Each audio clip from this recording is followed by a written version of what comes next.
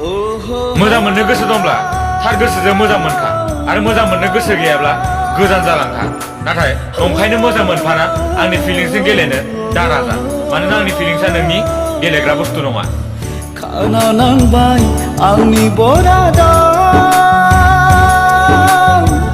अर नांबाय आंनि सोलेरा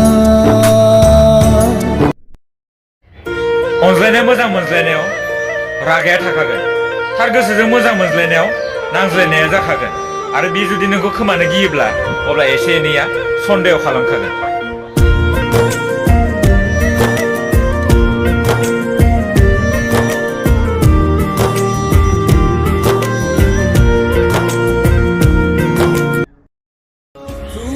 आं नोंखौ अब्लानि समाव मोजां मोनदोंमोन जेब्ला नोंनि जिउआव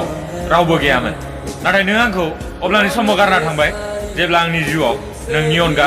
रावबोआनो गैयामोन